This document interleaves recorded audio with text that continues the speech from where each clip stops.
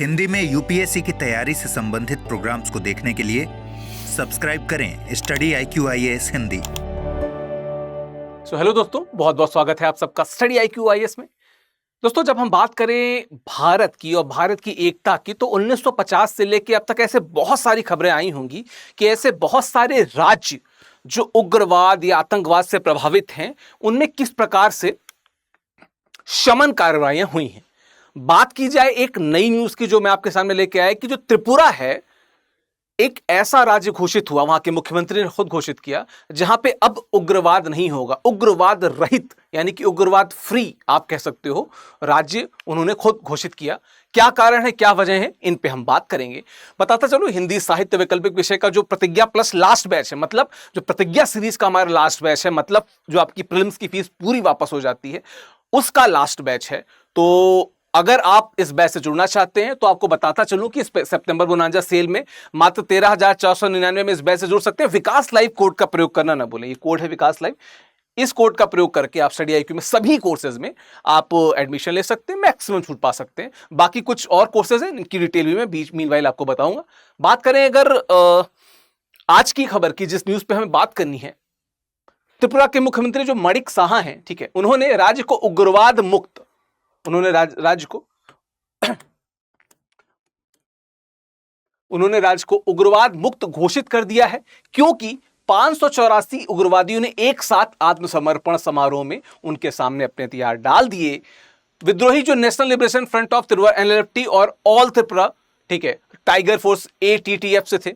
और मीनवाइल इनका गठन किस प्रकार से हुआ, हम इस पर भी बात करेंगे। क्यों ये परिस्थितियां आई, हम इस पे भी बात करेंगे।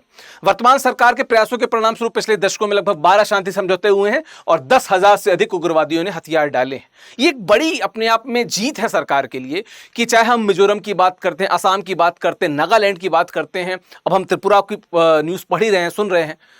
एक चीज जो नॉर्थ ईस्टर्न स्टेट्स को बहुत ज्यादा देखने को मिली, और मैं कहूंगा नॉर्थ ईस्ट से जुड़े हुए स्टेट्स को भी, जहां पे इंटरनल कॉन्फ्लिक्ट बहुत ज्यादा रहा। और अमूमन जो कॉन्फ्लिक्ट रहा वो बाहर से कुछ लोगों के आ जाने, बाहर से कुछ लोगों के प्रवास के कारण शुरू हुआ, और वो लगातार दशकों बढ़ता गया। बहुत सारे लिबरेशन फ्रंट्स बने, बहुत सारे इस प्रकार के संगठन बने, जिन्होंने बाद में हिंसा का रास्ता अख्तियार किया अपने हक को मजबूत करने के लिए, अपनी हक की आवाज उठाने के लिए, जो कई बार जिसे कहते हैं लिमिट पार कर गया। खैर, जिसे हम उग्रवाद या इंसर्जेंसी जिसे इसकी बात करते हैं, उस श्रेणी में हम रखेंगे। तो उसी सीरीज में त्रिपुरा में एक अच्छी खबर आ रही कि उसे उग्रवाद मुक्त घोषित कर दिया है वहां के मुख्यमंत्री ने। चलिए त्रिपुरा के बारे में अगर जाने तो लगभग 19 स्वदेशी जनजातियां यहां पे निवास करती हैं, जिनमें त्रिपा, रियांग, जमातिया, काइपेंग, नाउतिया, कोलोई, हलम, हंगखाल, मोग और बांगसर शामिल हैं। साथ में कोक, बोरोक, तिब्बती बर्मी बोलियां यहां पे बोली जाती हैं। और यह पहले एक रियासत थी, हम सबको पता है, ठीक है। 15 अक्टूबर 1949 को भारतीय संघ में शामिल हुई।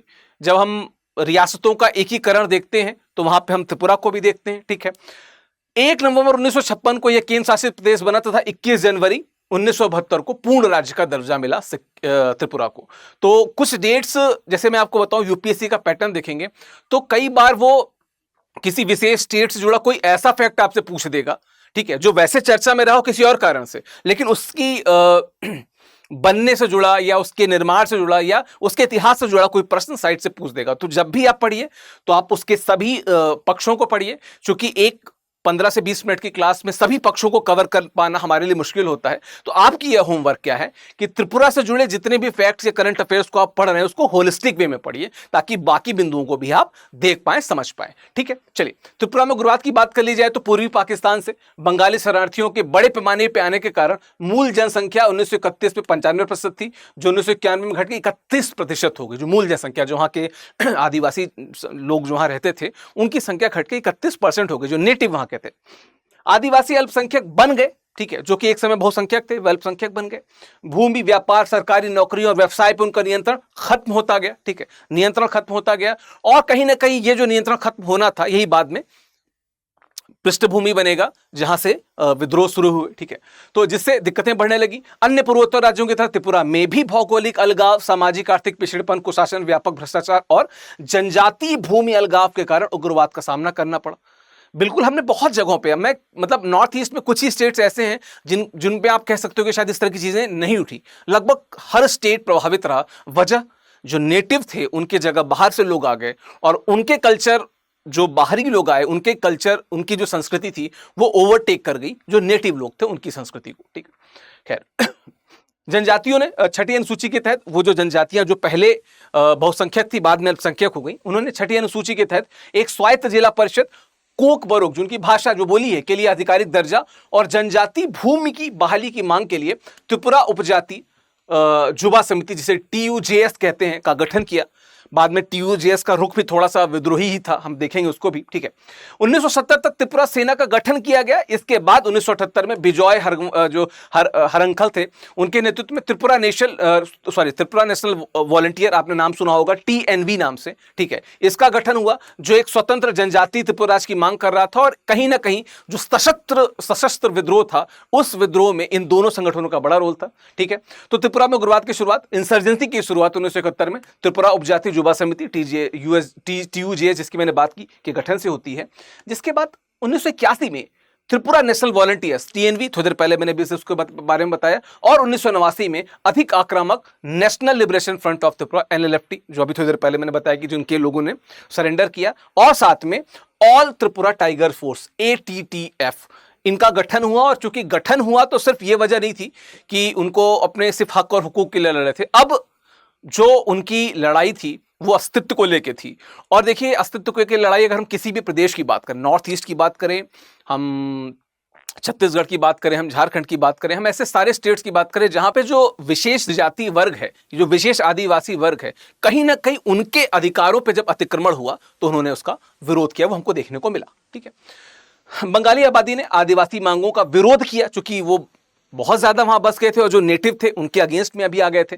और अमरा बंगाली, मतलब उनका जो अपना था, अमरा बंगाली नाम उग्रवादी संगठन का गठन किया। हिंसक झड़पें हुई, जिसके परिणाम स्वरूप 1800 से ज्यादा लोग मारे गए और 3600 के आसपास घर नष्ट हो गए। ठीक है, सैन्य हस्तक्षेप 1980 में हुआ, जब हिंसा को नियंत्रित करने के लिए सेना को लाया गया, हिंसा को कंट्रोल करने के लिए सेना को लाया गया। ठीक है, TNV का जो मिजो नेशनल फ्रंट था, MNF के साथ संबंध था, लेकिन 1986 के मिजो समझौते के बाद TNV की ताकत थोड़ी कमजोर हो गई। मैं इसको भी कवर कर चुका हूं जब हम लोग मिजो की बात करते हैं। ठीक है, TNV ने राज्य सरकार के साथ शांति समझौते पर हस्ताक्षर किए, जिसमें हथियार डालने पर सहमति जताई गई। इस समझौते का उद्देश्य अलग थलग पड़ी आदिवासी भूमि को वापस दिलाना था। चूंकि कुछ मांगें थी, जिस मांग के लिए आंदोलन शुरू हुआ था उस मांग पे वापस आना था, तो उन्होंने एक समझौता किया। ठीक है, 1996 से 2004 के बीच बहुत उग्रवाद में जिसे कहते हैं तेजी आई, जिसे बांग्लादेश और बाहरी खुफिया नेटवर्क से प्राप्त सैन्य सहायता से बढ़ावा मिला। मतलब चूंकि बहुत सारे बंगाली लोग थे, अभी थोड़ी देर पहले अमरा बंगाली की मैंने बात की, तो उनको बांग्लादेशी और बहुत सी विदेशी ताकतें ऐसी भी हैं जो भारत को तोड़ने में लग रहती हैं, उनसे भी सहयोग प्राप्त हुआ। उग्रवादियों ने दुर्गम इलाकों और छिद्रपूर्ण सीमाओं का, मतलब जो छोटी मोटी उनको लूप होल्स मिल गए उसमें का लाभ उठाया और बांग्लादेश में अपनी गतिविधियों, हथियारों और वित्तीय सहायता के लिए सुरक्षित ठिकानों का उपयोग किया। तो निश्चित तौर पर जब बांग्लादेश से सपोर्ट मिल रहा था तो सपोर्ट हर तरीके का था। और कहीं ना कहीं जब एक जो कहते हैं आदिवासी जो समाज है, जो खुद प्रकृति पे बहुत ज्यादा डिपेंडेंट और प्रकृति से जुड़ा हुआ है, उसके अगेंस्ट में कोई ऐसा बहुसंख्यक वर्ग आ जाए जिसको बाहर से बहुत सपोर्ट मिल रहा है, तो निश्चित तौर पे वो वर्ग बहुत मजबूत हो जाता है जो सामने से आया है, और वही हो भी रहा था यहाँ पे। ठीक है, उग्रवाद के प्रति रणनीतिक प्रक्रिया क्या थी? सबसे पहले तो आतंकवादी विरोधी अभियान चलाए गए। इस दृष्टिकोण में उग्रवाद रोधी अभियान, ठीक है, CIOPS आदि शामिल थे, जो त्वरित थे तथा सेना को शामिल किए बिना क्षेत्र पर प्रभुत्व स्थापित करने पर केंद्रित थे। केंद्रीय अर्धसैनिक बल तथा राज्य पुलिस बल, जिनमें विशेष पुलिस अधिकारी आदिवासी भी शामिल थे जो प्रमुख लोग थे। क्यों ऐसे अधिकारियों को शामिल किया है? ताकि वे लोगों को कॉन्फिडेंस में ले सके कि हम भी आप ही की तरह आदिवासी ही हैं और हम आपकी बातों को, आपकी दिक्कतों को, आपकी मुश्किलों को समझते हैं, और इसलिए लोगों को कंट्रोल करने के लिए उनके बीच का एक व्यक्ति जाना जरूरी था जिनको अधिकारी के तौर पे यहाँ पे ले गया है। ठीक है, मनोवैज्ञानिक ऑपरेशन भी, जी हाँ, ये अभियान ये अभियान जो था आदिवासियों के बीच राज्य के प्रति नकारात्मक धारणा को दूर करने के लिए भी शुरू किए गए थे। ठीक है, स्टेट जो देश है उसके प्रति नकार, क्योंकि इस तरह के आंदोलनों के केंद्र में क्या जाता है कि जो स्टेट का सिंबल है हम उसको नष्ट कर देंगे। तो कहा गया नहीं, स्टेट आपके लिए खड़ा है, आप स्टेट के साथ हाथ मिलाइए, हम आपके साथ मिलकर आपके हक की बात करेंगे। ठीक, इन विद्रोहियों में इसमें विद्रोहियों के पाखंडपूर्ण व्यवहार और जनजातीय आबादी के उनके शोषण को उजागर करना शामिल था। तो उन्होंने बताया कि भाई देखो, आपके लिए जरूरी क्या है, कुछ लोग आपके साथ पॉलिटिक्स भी खेल सकते हैं। What all you should do, आपको क्या करना चाहिए कि आपको स्टेट के साथ आना चाहिए, अपने हक की बात रखनी चाहिए। स्टेट आपकी जितना सपोर्ट कर पाएगा बाकी नहीं कर पाएगा। हिंसा होती रहेगी, रिजल्ट नहीं मिलेगा, रिजल्ट के लिए आपको स्टेट के साथ आना पड़ेगा। ठीक है। फिर विश्वास निर्माण, जिसे कहते हैं कॉन्फिडेंस बिल्डिंग एक्सरसाइज कहते हैं। विद्रोहियों के लिए विश्वास निर्माण यानी कि कॉन्फिडेंस बिल्डिंग एक्सरसाइज हुए और पुनर्वास पैकेज वगैरह की बात की गई कि भाई आपको हम वापस से स्थापित करेंगे, आपकी जमीन देंगे, आपकी जगह देंगे, आपको रोजगार देंगे। ठीक है। राज्यपाल और मुख्यमंत्री ने सार्वजनिक रूप से उग्रवादियों से मुख्य धारा में लौटने का आग्रह किया, जिसके परिणामस्वरूप कई उग्रवादियों ने आत्मसमर्पण कर दिया। अभी हमने न्यूज ही उसने शुरू की थी जहां पे आत्मसमर्पण हुआ। ठीक है। नागरिक और विकासात्मक हस्तक्षेप क्या कि स्वास्थ्य सेवा, ग्रामीण संपर्क, पेयजल और रोजगार सृजन सहित विकासात्मक पहलों को तेजी से लागू किया गया। सुरक्षा बलों ने नागरिक कार्रवाई कार्यक्रम भी चलाए, चिकित्सा सहायता, शैक्षिक सामग्री और व्यावसायिक प्रशिक्षण प्रदान किया, जिससे राज्य की नागरिक समर्थक और विकासोन्मुख छवि प्रस्तुत हुई। तो देखिए, अगर आपको लोगों को कॉन्फिडेंस में लेना है और उनको एक आगे का मैप देना है, तो आपको बताना होगा कि सरकार किस तरीके से काम करेगी। विकासात्मक गतिविधियां उनके लिए, उनके से मेरा मतलब किसका है, आदिवासियों के लिए किस प्रकार से काम करेंगे और उनका स्टेक क्या है। भाई जितना उन्होंने खोया है उसके रिलेटिवली उनको कितना मिल रहा है, सापेक्षता उनको कितना फायदा हो रहा है। अदरवाइज तो वो हक के लिए लगातार लड़ते रहेंगे और एक एंडलेस एक्सरसाइज चलती रहेगी। तो सरकार को यह सुनिश्चित करना पड़ा और सरकार ने इसे सुनिश्चित की। ठीक।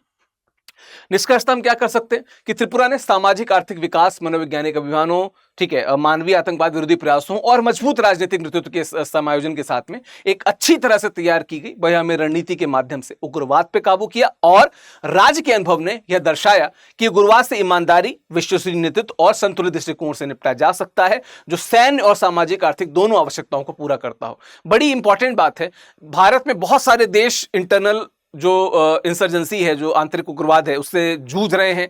और मुझे ऐसा लगता है कि देश के बहुत सारे राज्यों को त्रिपुरा से ये बात सीखनी चाहिए कि कैसे एक इंसर्जेंसी को विराम लगाया जाए, लोगों की बात सुनी जाए, उनके बीच में उतर कर उनके साथ के लोगों के साथ जाकर। तो एक बहुत बड़ा एक जैसे कहते हैं कि आदर्श है बाकी स्टेट्स के लिए कि कैसे इंसर्जेंसी पे काबू पाया जाए, कैसे देश को उग्रवाद फ्री किया जाए। ठीक है।